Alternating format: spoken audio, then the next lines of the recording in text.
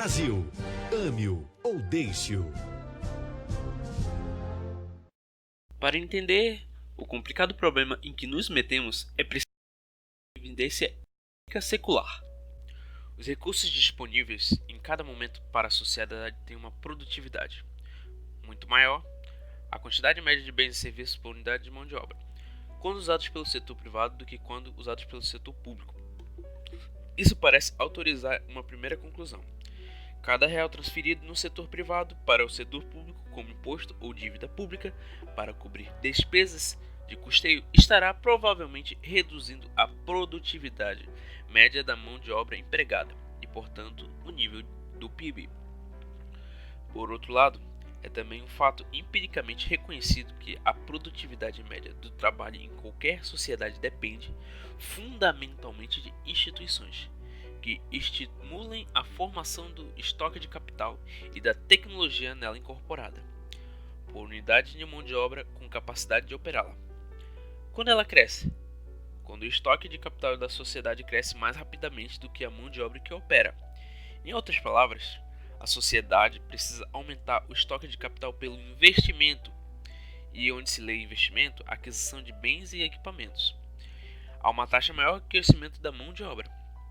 Isso nos leva a uma segunda conclusão. Deve haver uma harmonia cuidadosamente entre o consumo e o investimento, porque é ela que regula a velocidade do crescimento do PIB. Não parece fora de propósito enunciar um resultado final. Toda sociedade sempre terá duas limitações físicas no uso de seus recursos. Uma determina a produtividade média da mão de obra empregada, o nível do PIB. A outra, a velocidade do crescimento dessa produtividade, o que chamamos de desenvolvimento econômico. Na primeira metade dos últimos 70 anos, aos trancos e barrancos, cumprimos as duas condições e nosso PIB cresceu a taxa de 7,5% ao ano. Na segunda, assistimos à queda daquela taxa para 2,4%. O resultado é a tragédia que estamos curtindo. Primeiro, o crescimento do PIB de 1% em 2019. Segundo, o déficit fiscal do PIB de 6,3%. Terceiro, o déficit primário do PIB de 1,7%. Quarto, a dívida pública do PIB de 70%. E existe gente pedindo para acabar com o teto e tentar aumentar a demanda com mais dívida pública. O problema é que nossa falta de demanda não tem a como da solução keynesiana.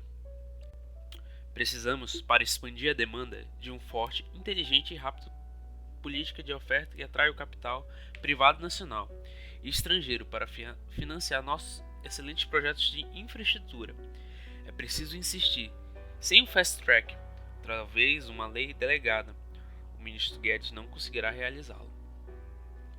Crescer é difícil.